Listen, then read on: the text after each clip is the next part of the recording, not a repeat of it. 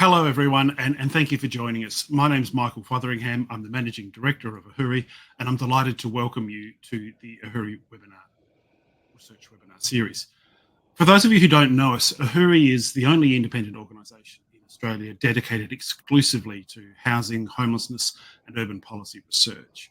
Through our national network of university partners, we undertake research that supports policy development at all levels of government and assists community sectors and industry in improving practice and works to inform the broader community, highlighting credible evidence-based solutions. Before we begin, I want to acknowledge that I'm hosting this webinar on the lands of the Wurundjeri people of the Kulin Nation, and also acknowledge the traditional custodians of the various lands on which you're all working today, and any Aboriginal and Torres Strait Islander people participating in this webinar. I pay my respects to elders past and present and celebrate the diversity of Aboriginal peoples and their ongoing cultures and connections to the lands and waters throughout Australia. I'd also like to remind you that AHURI publishes new research regularly and announces it in our AHURI News email newsletter and on social media accounts. You can keep up to date with all of our research and events by reading AHURI News or through following us on LinkedIn, Facebook, and what used to be called Twitter. In addition to producing the National Housing Research Program, which is set by federal, state and territory governments, AHURI also provides research and consulting services to organisations within the housing, homelessness and city sectors. And please don't hesitate to get in touch if you're interested in knowing more. I'll also mention that our next webinar, Hidden Costs, Measuring the Real Costs of Housing Affordability, will unpack the particular roles of energy and transport costs in understanding housing affordability with Dr. Adam Crowe and Professor Rob Stokes. It'll be held next week on Wednesday, October 9. So registration is already open and you can register on the AHURI website. Before I introduce today's presenters, I do have some brief housekeeping messages. This webinar is being recorded, so if you want to return to it later or forward it on to a colleague, the recording will be on the AHURI On Demand channel of our website in the coming days.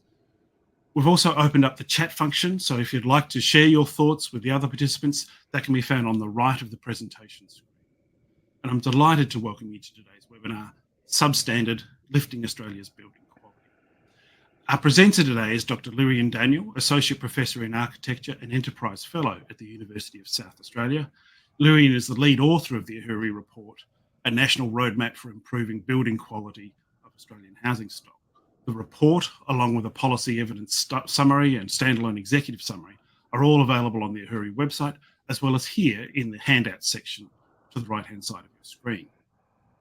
Lyrian's research is principally concerned with housing, the environmental performance of built form, and its impacts of quality and condition on the well-being of residents, and the fundamental role in supporting healthy lives. We also welcome Gary Rake. Gary has been the CEO of the Australian Building Codes Board since 2022. He's an economist and an accountant with experience in urban planning and development, asset management, criminal and civil investigations, and consumer protection. Today's webinar will run for an hour. First, we'll hear from Lyrian about the AHURI research and its key findings.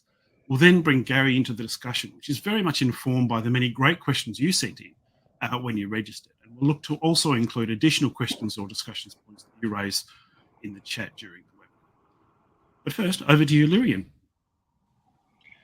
Thank you so much, Michael.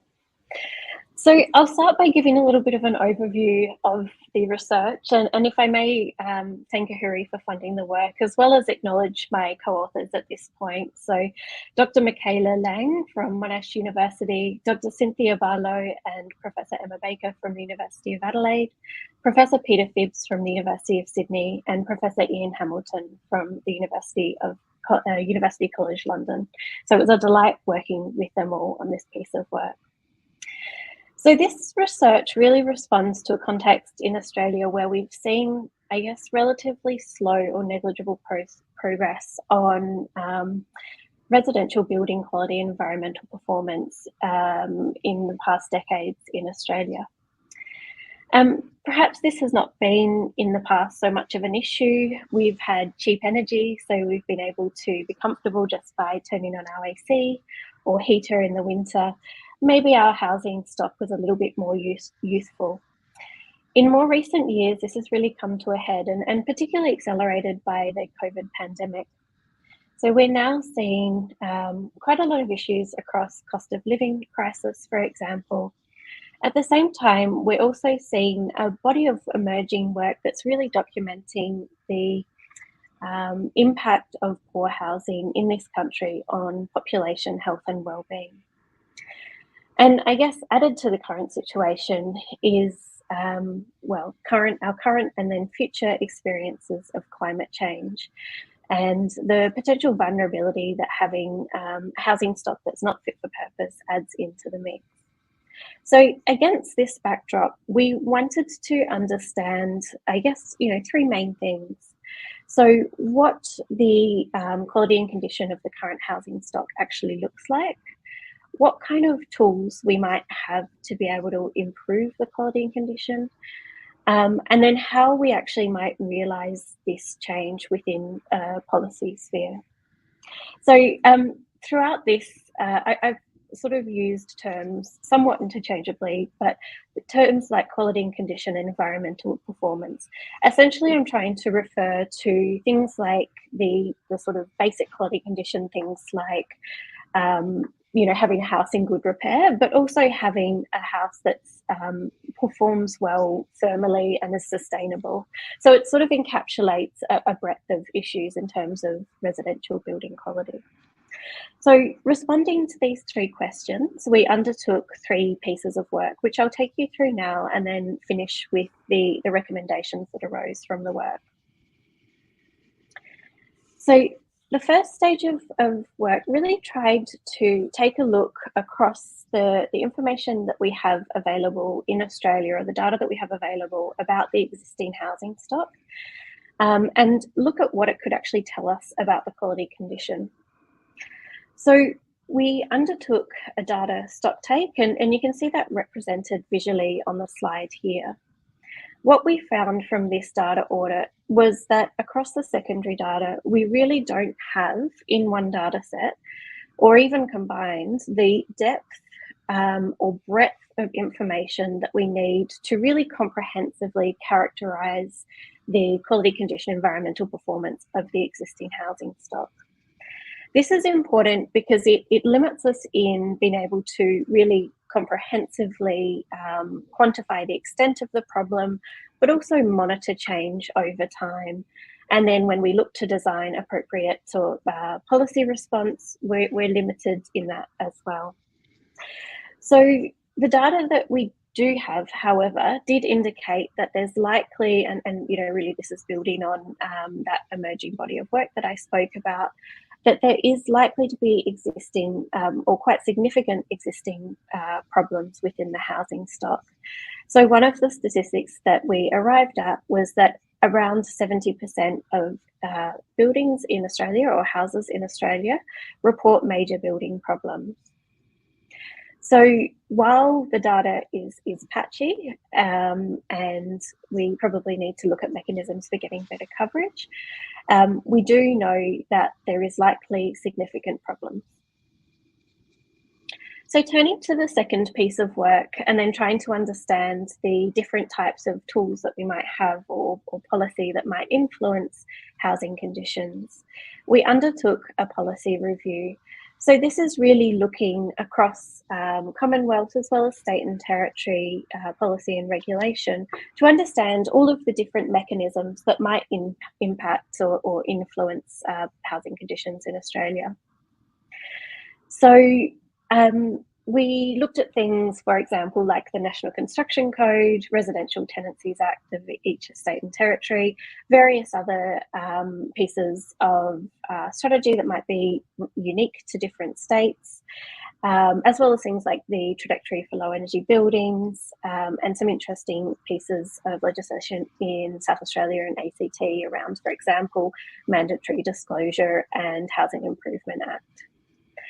To try and bring all of this together and make some kind of judgment or comment about, I guess, the state of this policy context, we compared it with the International Energy Agency's model for best practice policy for energy efficiency buildings, which you can see again visually represented on this slide.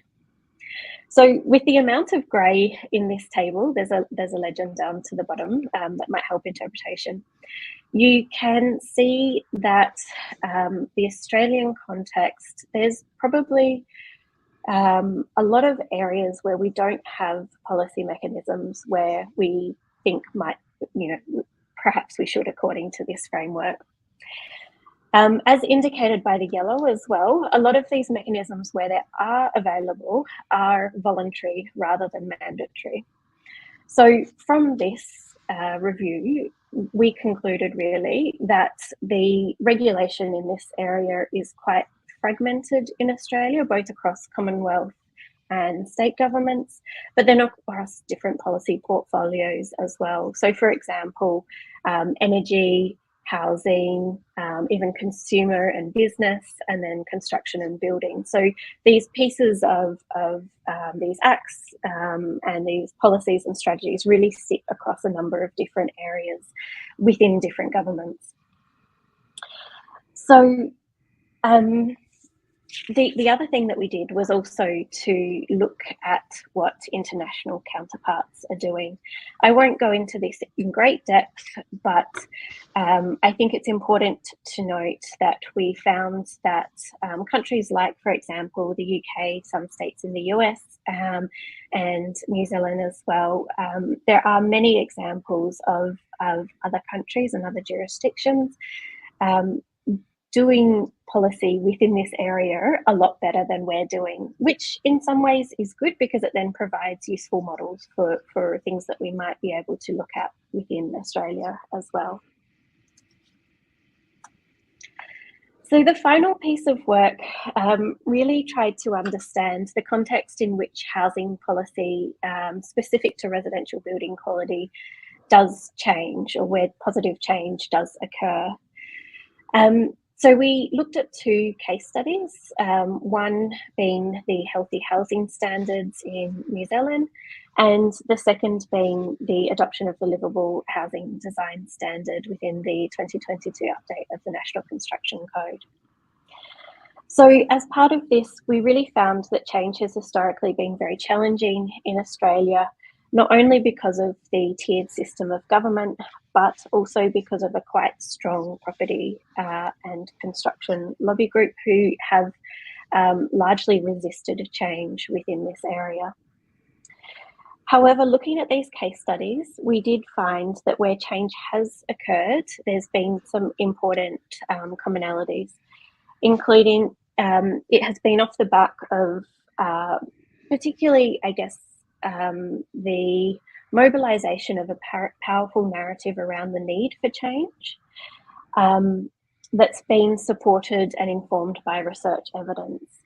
It's also been down to really sustained advocacy by a coalition of advocates within the sphere and working with the institutional structures as well. So turning to the recommendations, I think the main thing that came out of this research, and this was made very apparent in our consultation with stakeholders, was the need for national leadership in this area. And in part, this is perhaps due to some of the difficulty around the tiered system of government and perhaps the strength of the states in this area. So when states were innovating or leading, that's wonderful, but we also have states that are perhaps more lagging behind change and progress. So we suggest that there be a national strategy to improve residential building quality. And importantly, that this really balances dual objectives around protecting occupant health and well-being, but then also understanding and working towards our obligations in terms of decarbonisation of the built environment. So within this strategy, we've suggested a number of initial regulatory mechanisms. I guess I want to stress here that these were initial only, and some of these are very much in discussion, live discussion in the Australian context. So for example, the first is mandatory disclosure of environmental performance. And this is something that we've seen in the ACT for about 2 decades now, I believe. The second is something that at least Victoria are working towards, is minimum housing standards for the rental sector. So I guess I'm speaking here about minimum energy efficiency standards rather than really basic habitability standards. So really raising that bar above just really basic habitability. And then the final, of course, is something that we already see in the Australian context, but we wanted to highlight as a continuing area to keep improving that standard or those requirements, is performance standards for new houses as expressed through the National Construction Code energy efficiency requirements. So again, stressing that these are initial regulatory mechanisms only, and there's many other fantastic things that we saw from international counterparts that could be usefully adopted within the Australian context as well. And some of those could actually hang off these three mechanisms. The next area of recommendations we've termed critical enabling factors. And so they speak to some of the areas of findings throughout the different stages of work. So in particular, looking at a coordinated and nationally driven data infrastructure. So actually having a really good quality data collection process. So we're able to make good decisions about, policy intervention to improve the housing stock and understand where perhaps intervention might need to be targeted. We also suggested transparent and proactive governance of regulatory mechanisms, more appropriate accounting of the benefits provided by improved standards, and this really arose from looking at some of the processes around regulation impact statements. Prioritisation of mandatory requirements over voluntary measures, as we saw in the comparison with the International Energy Agency model. There's perhaps an over-reliance on voluntary measures in Australia at the moment, and we have seen through a case study explored that they have not been effective in raising building standards across the board. And then the final one that I think is very important, that perhaps was not a focus at the outset of the research per se, and we didn't explore in great depth, but I think is really important to highlight, is this rigorous independence, compliance and enforcement process. So this was raised by many of the different stakeholders that we spoke with, and we've seen, I guess, related issues a lot within both research and media of late around compliance and building problems, and then consumer recourse as well. So as a whole, there were the recommendations arising from the research. And I think at this stage, just to emphasise that we're calling for a national strategy to improve residential building quality. Perhaps there's opportunities with the New Housing and Homeless Plan and other movements within this area. But we're really excited to see some of these smaller kernels of action that are happening around Australia coalesce into something greater. So thank you. Thank you, Lyrian. That's terrific oversight of a really detailed piece of work. Gary, I'd like to get your response to what you've just heard, and I know you've looked at the report. And as one of our respondents put it quite succinctly, is the Building Code Board and this AHURI research on the same page? I think we are. I think the quality of homes that we want for Australians into the future is really important. And for the work of the Australian Building Codes Board and the National Construction Code, I think about the things that we can directly control, the things that we can influence, and the things that we have to live with.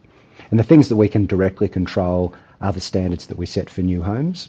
And we saw in the 2022 update of the National Construction Code some sort of once in a decade improvements in energy efficiency, and we saw the development of the new livable housing standards. Lyrian touched on some of the challenges we face with regulation. Those are worth a good discussion in the next few minutes, I think. But the starting point would be we should try to make sure that we're thinking about the future needs of our citizens, the future challenges that the climate's going to throw at us, and make sure that we're setting that up for the future. But I guess when we think about the things we can control, we're building, we're adding to our building stock for residential at the rate of 1 or 2% per annum. So there's a 98% we're not yet touching. And we don't yet have a national body, the equivalent of the ABCB, that helps shape what we might do to improve our existing stock. And I don't think any of us would say we should aspire to knock down existing buildings and replace them all. It's not good for the environment. It's not a good use of resources. It's not economically viable. So if there's no one else nationally coordinating that response, I think one of the conversations I have with my board, or have initiated with my board, is to ask, is there anyone closer to it than us? Probably not. It might not be part of our formal remit, but there must be some ideas, some learning, some observations that we've got that we can share and contribute that could help improve that stock. And then I'll pause in a moment, but if we think about the incremental benefit of moving from 6-star thermal performance to 7, we've increased it by 1/6 from its original base. If we manage to get homes from 0.5 star up to 2 stars, we've potentially improved that performance. It's not quite linear, but 4 times the standard. So there is a real benefit in looking for the lessons we can adopt for the existing housing and to share it from our spot. Certainly that's a topic that came up a lot in the discussions that people posed to us as they registered. So that's something we'll revisit in a moment. But I guess perhaps just to move from the framework, Lyrian, that you presented into perhaps what are the actions that each of the levels of government need to take? And Gary's talking as from a national perspective, but I'm keen to also draw in at a state level, at a local government level. What are the specific actions that we need to see? And start with your thoughts on that. That's a really good question. I think one of the main things at state level that we really observed that would be, to my mind, an easy win. Actually, there's a number of areas. This is good. The first would be actually a more timely and in full adoption of the construction code, the National Construction Code updates. So we have seen with the 2022 updates that has been adopted quite unevenly across the different states and territories, so to different extents and over different time periods. So having a little bit more responsiveness, so when things are updated at a national level, those flow through to the state level quite quickly. I think another exciting opportunity is what we're seeing, really led by Victoria, is the introduction of minimum housing standards to Residential Tenancies Act. So this is really looking to uplift the quality, condition, environmental performance within the private rental sector. So, for example, I guess, we've seen some reform within the residential tenancy space in different states and territories. I think Queensland just went through some. But I think, and indeed South Australia as well, there's probably a missed opportunity in just, specifying really basic things of habitability, things like, that the house is secure, that it has the basic amenity that we might expect. What we're seeing with the Victorian proposal is actually going beyond and looking at things like energy efficiency. So like, making sure there's proper heating and cooling, there's, it's well insulated and things like that. So that's an incredible opportunity that could be quite readily perhaps looked at by different states and territories. Again, maybe one more, just coming back to the example of the ACT and their example of mandatory disclosure of energy performance.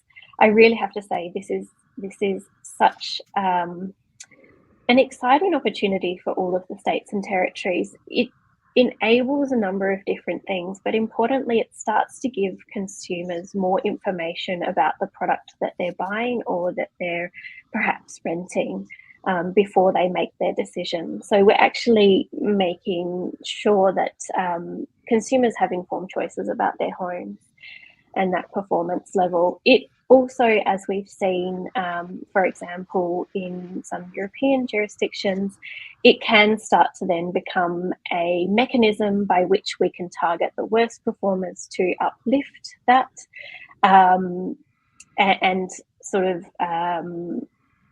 come in with other interventions. And it also starts to give us this really nice record of the performance level or the characteristics of the housing stock over time. So there's a number of opportunities there.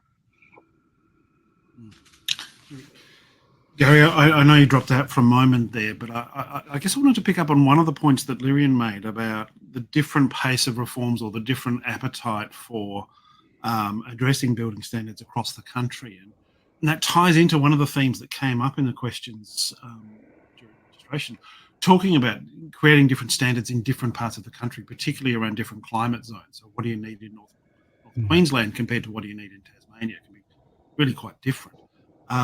And I guess I wanted to get your perspective on the sort of tapestry that is our federation and how that's playing out for this space. So there are two levels that I'd approach it. The first one is making sure that we have a rule set or a set of standards that is fit for purpose and is fit for purpose in each part of the country.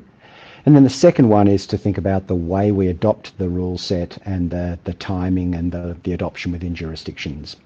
Maybe if I deal with the second one first, it's an area that to some degree we have to accept that each elected government, we are a federation, each elected government needs to make the decision that it thinks is right for its population at that point in time.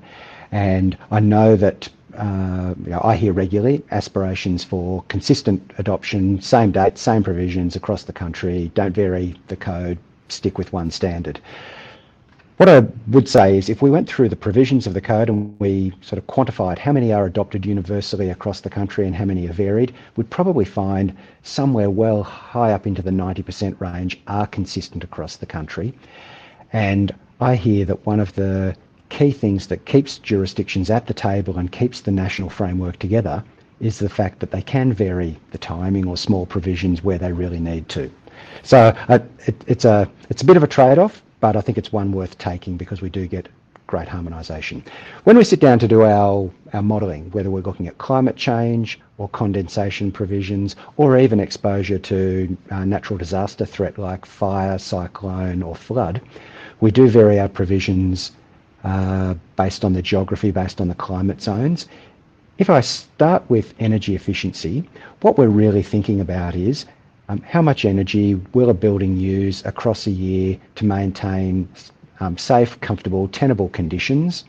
And we talk about whether it's a heating-dominated climate or a cooling-dominated climate. So I live in Canberra on Ngunnawal land, one of the places that has mandatory disclosure of the energy performance of existing homes when we sell them. We're a climate that is more frequently going to need the heating than the cooling, so we're a heating-dominated climate. When we set up our energy efficiency modelling, we start thinking about our orientation to maximise the benefit of winter sun during the daytime so that we minimise those heating loads. But if I was doing the same thing for Cairns, it's clearly a cooling-dominated climate. They very rarely need the heater in Cairns, and we model that right throughout the country. It's not as simple as looking at the state boundaries. So if I jump through Queensland, we've got tropical, subtropical and temperate climate. So if we get up into the higher country of Queensland, they're going to be borderline and they'll almost hit into that cooling dominated environment. So that drives the sort of provisions that we put together. Maybe if I circle back to some of the problems in the way we do our analysis, things I'd like to see us do better.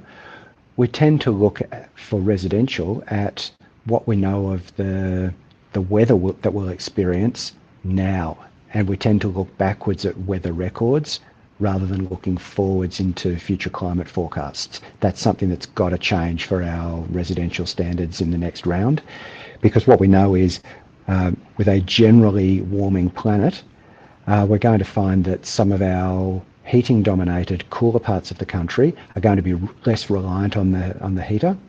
We're not yet seeing modelling that says they'll flip from, it'll always break down at the margin, but for the most part, it'll be less reliant on heating without necessarily a large increase in reliance on cooling. And we think we can manage that, and it will mean that some of the buildings being built today in cooler climates will perform better on average into the future over the next few decades. In the warmer climates, I'm a little bit more worried. The houses that we're building now will perform well now, but the changing climate threats they're going to face, I think, will make them a greater focus area for the future, and we'll need to think more about how do we manage it. And there might not be a lot more that we can do with the thermal performance. So we'll be thinking about the performance of the appliances, the energy generation, on-site generation, storage, use, and making sure that we can find safe ways for people to use the appliances they need to stay safe during those warmer periods. And look, that's a theme that came up in the registration questions quite a bit. And I guess just to pad that out a bit, to start thinking not just about the building itself, but the landscaping around it, the sort of more passive means of thermal control that we need to start factoring in much more. So you anticipated several of the questions I was going to go to next, so it saved me a little bit of time there. But one of the key themes that's come through both in the comments at registration and in the chat again I'm seeing today is how we deal with the existing stock we have. You know, knowing what we're building now or planning what we're building next is one thing. But you know, as you said, Gary, you know, most of the stock is already built. We're just adding the margins to it. So what do we do about that? How do we get a better sense of what we have? How do we improve what we have?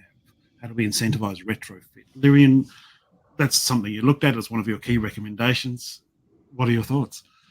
Yeah, absolutely. And going back to the mandatory disclosure idea, so if I might just reference the example in the UK that we explored, looking at energy performance certificates, which is akin to perhaps what we would call mandatory disclosure here in Australia or ACT. So energy performance certificates, all buildings or all houses need to have one. And I believe this was an EU guided initiative several decades ago. So what this means is that all houses, or there's some record of the performance of all houses. So it was on an alphabetical scale, A being the best performance. And over time, this has enabled a number of things. So number one, you have that data about the housing stock, which is incredibly useful. But then also the government were then able to say, well, now we're going to require that any houses really at these very, very low ends of the scale, of ends of the performance, are going to need to be retrofitted to improve that environmental performance to a certain amount. And with that, of course, there was various supports, subsidies, rebates to enable that to happen. So I think that kind of thing could be adopted within the Australian context. And I mean, we have a quite good grasp of the actual sort of technological solutions around retrofitting to improve existing homes. It's really just mobilising the environment that sort of sees that scale up and those things to be adopted widespread. Michael, if I could jump in there, I think as we try to share knowledge and learn from our new buildings, one of the most exciting things I'm seeing come through is the work being done by Commonwealth colleagues in the Department of Climate Change, Environment, Energy and Water to build a NatHERS energy rating tool for existing properties. So many people listening today would know that the NatHERS tool is one of the most common ways to prove the energy performance of a new home. There's a new model being built that would enable existing homes to be rated with the same level of variability, orientation, window size, window location. And I think that will help people who own homes be more informed about the changes they could make and to understand the costs and benefits. I say that I said earlier I live in Canberra and have seen energy disclosures on a number of house sales and purchases. I don't know anyone that's actually changed their decision on buying a house because it had a poor energy rating. So I don't think that part is yet changing behaviours. But in the ACT, one of the things we do get on the report is a list of recommendations for things that could change to improve the energy performance. So it might say, if you moved away from lightweight Venetian blinds to heavy drapes with a pelmet, you could gain half a star or a full star. This new development of having NatHERS ratings for existing homes will enable people to be more refined and look and say, this home has a lot of large windows on the western face. It's going to be really hot in summer. I don't want to lose the view. I don't want to remove those windows, but I could put a tinted film on the outside, and we know from our energy performance for new builds, reducing the amount of heat that comes through those windows can make a great difference. Or they might decide that that's where they're going to extend their eaves and give a little bit more summertime shading when the sun's high and improve their angles, but keep the sun coming in when it's low in winter. Terrific. One of the themes, just I guess building on that though, is one of the themes that's come through in the questions quite a lot is what about landlords? What about renters? So, how do we incentivize landlords to increase building quality or energy efficiency of existing buildings, when really the cost savings that achieves are felt by the tenant rather than by the landlord? So how do we incentivize landlords to take that step? So for new homes, I think that's where the regulatory minimum is really, really important. And I've had to present in a few forums explaining why are we convinced that improving energy efficiency is important. And I start by saying, regardless of our grid transition to greener forms of energy, let's think about the cost. The cheapest unit of energy is the one we don't use.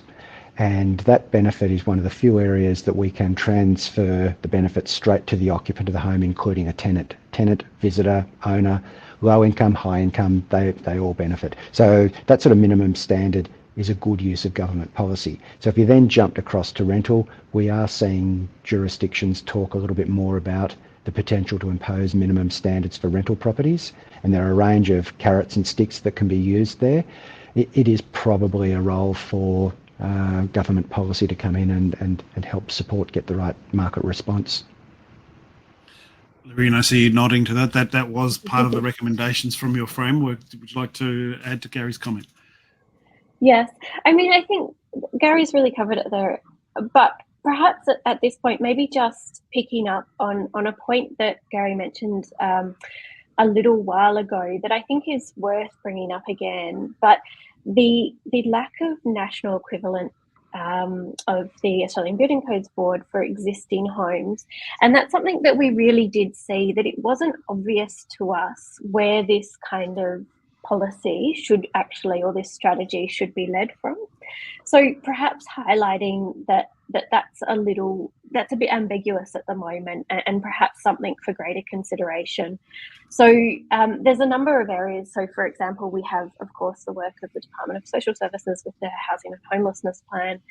A number of years ago, there was, I think the department name has changed, but there was the trajectory for low energy buildings, which in terms of the addendum in 2019, really touched on a lot of these things that we picked up on the report as well. So I guess just emphasising that having some kind of national body or equivalence at the state and territory level would potentially be really beneficial here. So a body that can oversee a quite comprehensive response to this. Perhaps turning to new builds, one of the themes that's come through in the comments quite a lot is the challenge of maintaining quality standards or improving quality standards at a time when we have material shortages, trade shortages, when prices are heading upward, and we have really strong pushes across the country to rapidly increase our housing supply. So how do we ensure that press for more rapid supply in a constrained resource environment doesn't lead to poorer quality housing, to poorer performing housing over time? Gary, I might start with you. Yeah, so I'd start by acknowledging that policy decisions always break down at the margins, and it is easy for people to jump to the margins to prosecute one or other side of the argument. So at the lower end of the quality margin, for a person who doesn't have secure housing, a poor quality house might be a better option than no house. But I don't think that's the test that we should apply to set the broad framework. At the other end, a person who is very well off might feel that it's unreasonable that we're insisting that they have an energy efficient home when they're happy to just keep paying for endless energy consumption. Again, not a good use case. I regularly get told there's a three-part rule in play here: size, cost, quality, pick any two. I think there's a a false truth there, and we do need to try and unpick it a little bit more. I'm a pretty practical person.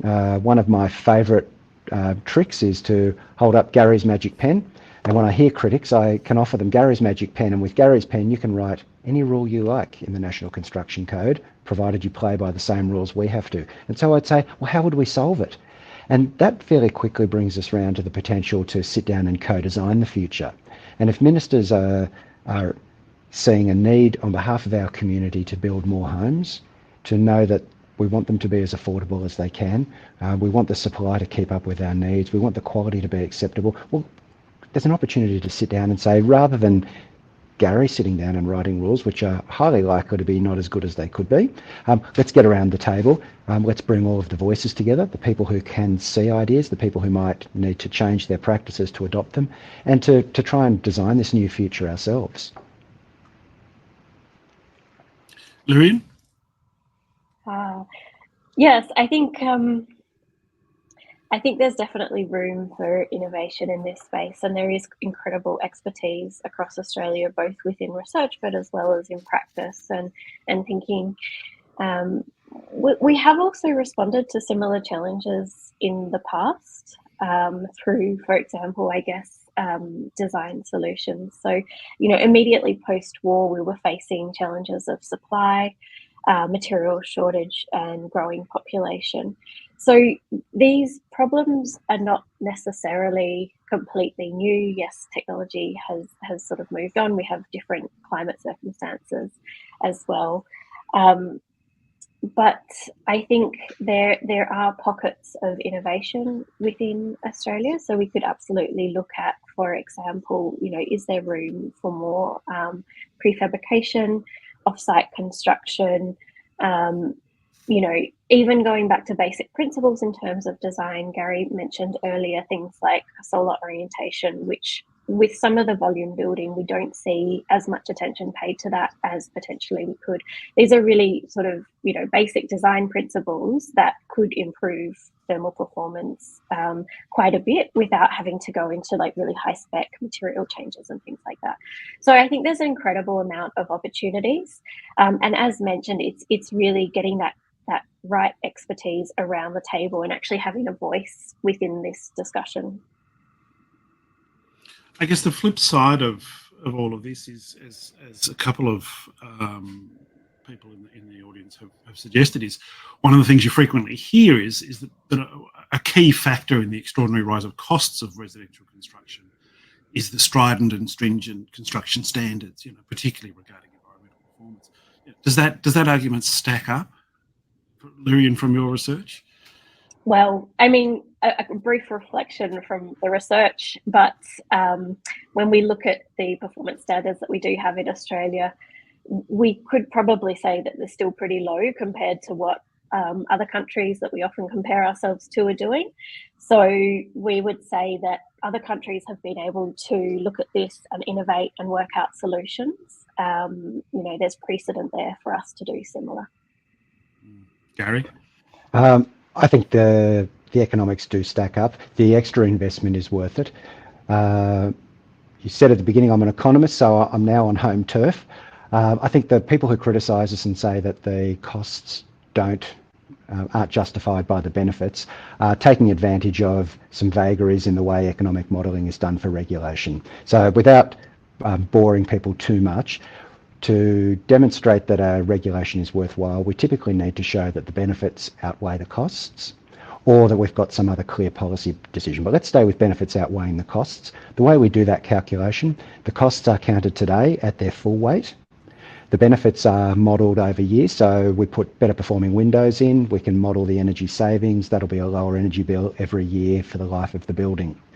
But when we put that together into a net present value, we discount or reduce the value of those future savings by a rate that should be close to the rate of inflation. But for a long, long time in Australia, we've used 7% as a discount rate. What that means for the economics is that by the time we get to about the 20th year, the future benefits aren't worth anything. So if I were to jump through that, what we're really then saying, we talk a lot about intergenerational impacts in government, we talk about next generation. This is a really live example where we're saying we don't care about the energy bills of the person who's going to live in that home in the 21st year. Is that what we really think as a society? I don't think that's right. Now, if I were to jump forward, so economically, economically rational person, I understand the model. But if I put my child or my grandchild's name on that housing title in 25 or 30 years' time, do I now care about the quality of that building? Yeah, of course I do. And if we jumped forward to move away from straight economics, energy efficiency, and think about climate resilience, if I think about the changing threats that those buildings might be subject to in 20 or 30 or 40 years' time, heat wave, do I care about the risks that people in 30 or 40 years might be exposed to in a home built today for heat wave? Yeah, and I'm actually pretty worried about it. If we look at, and I apologise if this is a really horrible memory for people, but the 2009 fires in Victoria, we lost a lot of people in the fires, but we lost many, many more to the effects of heat stress in that year. Last year in the US, we saw hundreds of people die in a single heat wave. Am I confident that we won't end up in that circumstance in Western Sydney or northwestern Melbourne? No, I really do worry about that, and I think it's something we've got to get on the table and address for future generations. Absolutely. A comment that's come up a number of times is, and it's come up in our discussion already actually, but just to tease it out a little more, the role of off-site construction or modern methods of construction, all the different things. Should we be growing its capacity in this country? Does it offer opportunities to improve building standard environmental performance? Gary, I might start with you for that. Yeah, so I think it offers an opportunity to improve our productivity. And the key caveat I'd put on it is I'm not willing to support improving productivity at the loss of quality. So we need to improve productivity and retain the quality. But if we look at some of the common early steps that we could take, just in the last 3 months, I've looked at Australian facilities where Australian businesses are investing in things like prefabricated wall systems, and I've seen a large factory down in the very south of our country building walls that are going to be trucked to the very north of our country because it is efficient to do so and can be done in a really sensible way. And this production line, working with, on the day I visited, 5 people, could crank out enough walls for a small apartment in about an hour, crank out enough walls for a small house in about 3 hours, and they were working on a project that was going to supply walls for more than 200 unit social housing development. So that's a really interesting example. And wall systems can be managed pretty safely. If I jump to another facility, thinking about bathroom pods and the potential for that to expand out to think about wet areas, bathrooms, kitchens, laundries, and that might be an area that our trade-off, cost, quality, size, it might be that by accepting a high quality kitchen, bathroom, laundry combination that has a little bit less configuration, so I could still pick the tiles, I could still pick my tapware, but I'm not going to change too much where the sink is in relation to the stove or the laundry. That could offer some real savings. The volumetric approaches coming through enable investment in quality. We have the same approach to waterproofing at the base of the shower, and there are some really good construction details that are fast, they're high performance, and they're durable. I think that offers a real benefit. I'm probably less drawn to thinking about whether we can bring in shipping container style entire apartments and stack them together. I've seen some examples that my former colleague, the New South Wales Building Commissioner, calls fruit crates. They don't look like great outcomes. Let's stay where we can manage the risk, build the productivity, and build the supply. Another theme that's pretty common in the comments is around post-disaster rebuilding, and what opportunity does that bring to not just repair what was there before, but to improve it. And Lyrian, is that something that you looked at in this research? It wasn't something that we looked at specifically in this research, no. But I guess, the real opportunity there is to be building to the highest standard possible when we do rebuild, and understanding, I guess, the types of homes or buildings that are going to be, or give us the best chance of being resilient against future disaster or climate events. Gary, is this something that your mind is focused on as well? Yeah, there's been a debate for quite a few years now about whether the National Construction Code should contemplate climate resilience when we set our standards. And in June this year, building ministers decided that we should add that as an objective of the code, and that'll formally come into play from July next year. But we're already thinking about it and we've been preparing. So we have studied the major natural disasters that will be affected by a changing climate: fire, flood, cyclone and heat wave. And we've started to think about how ready our current standards are, what level of certainty we have about the change in those threats and how we might respond. And I think it's a space where we'll be able to improve in a nuanced way the standards and resilience of new buildings, but we're more importantly going to see really quickly some insights that we can pass through to existing buildings that'll help improve their resilience. When there is an unfortunate loss during a disaster, yes, the new standards will help the replacement buildings be more resilient. There is a little unintended consequence there. The cost of rebuilding is likely to be more than the cost of the property that was there, and there's a risk of underinsurance. So we do work closely with the insurance industry to try and share that knowledge and not to penalise further people who are already living in climate exposed areas. But it's an exciting piece of work. It's one that I do think is necessary for the future. This is the adaptation phase of mitigation and adaptation in the climate. We're doing a lot on the energy side and reducing our carbon emissions to mitigate climate change, but there is an element that's baked in. It's the adaptation side, and this is what we're moving into. So I'm pleased to hear that, and you may be interested to know that while the research that Lyrian's presenting on today didn't necessarily go down that path, other AHURI work is looking at disaster resilience, disaster adaptation, and also the resilience and forward planning of our housing stock and housing system to changing climate times. More work to come in that space over the next few years.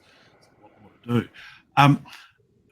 A number of questions have come in as we've been talking that I want to try and spend a few minutes that we have remaining to try and address. One of them poses the question, why we're not talking about accessible housing within this conversation. What's the role of connecting this to housing accessibility, disability housing, and a range of other forms of accessibility? Lyrian, is that something that you considered in this work?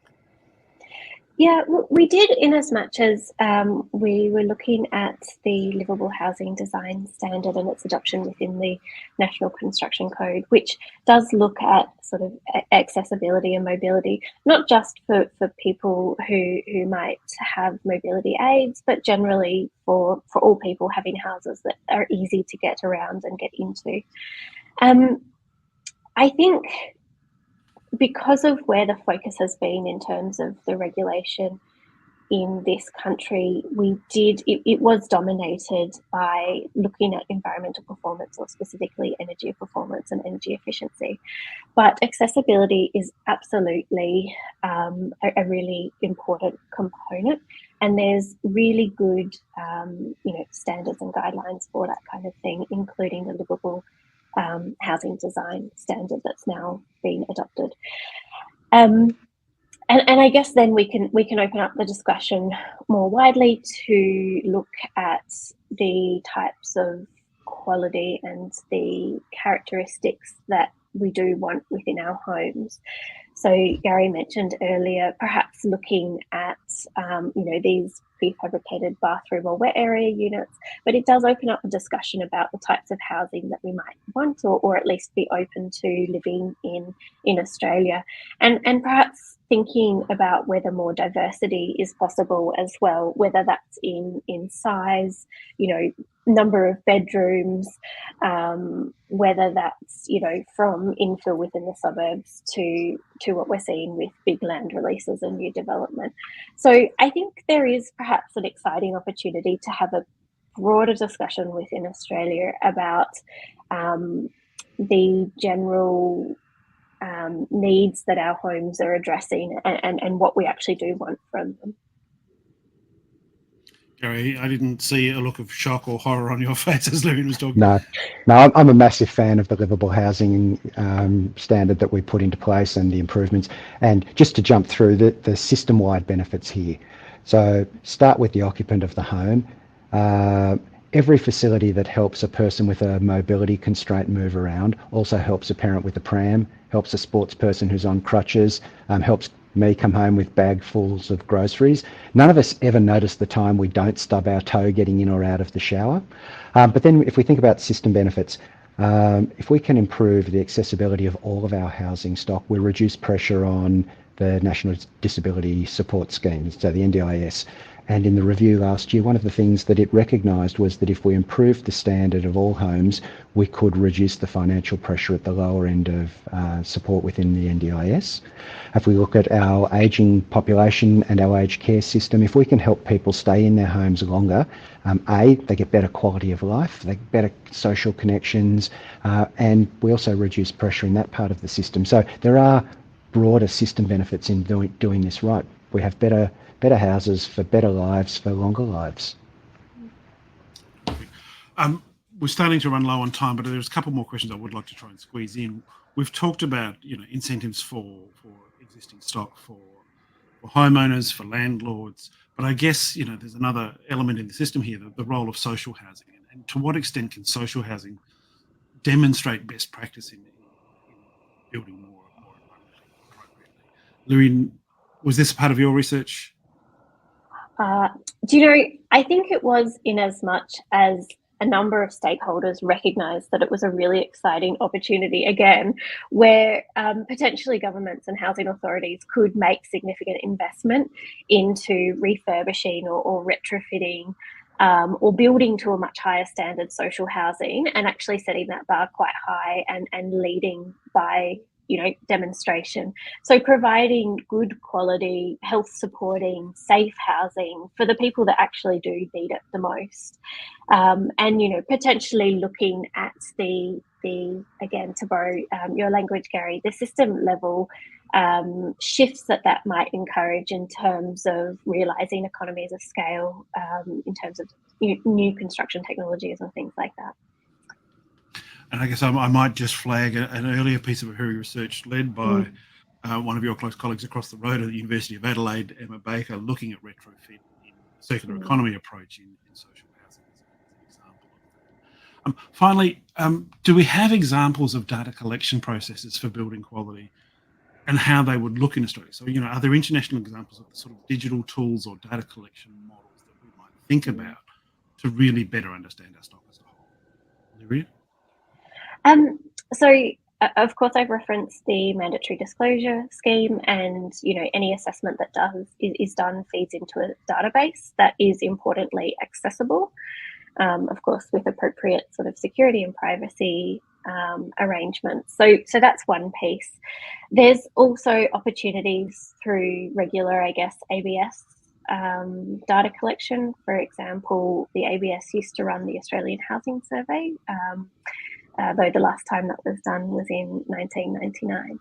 A piece of work that, again, has been led by Professor Emma Baker from the University of Adelaide for a number of years is of course, the Australian Housing Conditions Data Infrastructure. And that's a piece of work where a number of colleagues across Australian universities and supported by the Australian Research Council have assembled a data infrastructure on housing through a number of waves now. So we're actually in the field at the moment. So we have a new data set for 2024 that will be a representative sample across the country. So that provides really good quality, a depth of information as well, which is really important. And then finally, I think there's interesting opportunities around, for example, the NAPA's certificates that are produced and the CSIRO housing data set that essentially brings all of those together to give a picture about what is being built over a number of years. And then perhaps, we might also think about opportunities in terms of, real estate when things are actually listed for sale or for lease, and potentially how that information could be brought together. Gary, we are about to run out of time, but did you want to add anything to that really good answer from more data would be great, and a shout out to our colleagues at the Bureau of Stats. They've been mashing together unusual data sets to create insights lately, and I think there's more space there. just to wrap up, then I want to thank both of you very much for what's been a really engaging conversation, I think, and covered a lot of ground in just under an hour. We've had some really great questions submitted by the audience, both when they registered and through the course of the last hour. And it's been a pleasure to be able to present those to you. But we have now reached the end of our webinar. I want to again thank Lyrian and Gary for the contributions, to thank everyone for your contributions today to the webinar. Next week, we have another webinar which will build on some of the things we talked about today, extend some of that, looking at what does housing affordability mean when you take into account energy costs and transport costs and so on. So really getting that more holistic understanding of affordability in housing. If you're interested in hearing more about future AHURI webinars or future AHURI publications, please do keep an eye out for the AHURI news in your inbox, or hop across to the AHURI website and subscribe to it now, where we'll be announcing future research, webinars and conferences. Quick reminder, we will shortly send you a survey, very short survey for your feedback to try and continue to improve our webinars. If you want to share this webinar with your colleagues, it'll be on our website shortly, and you'll be able to email a link to your colleagues very soon. Thank you again for joining us all. We look forward to seeing you again very soon.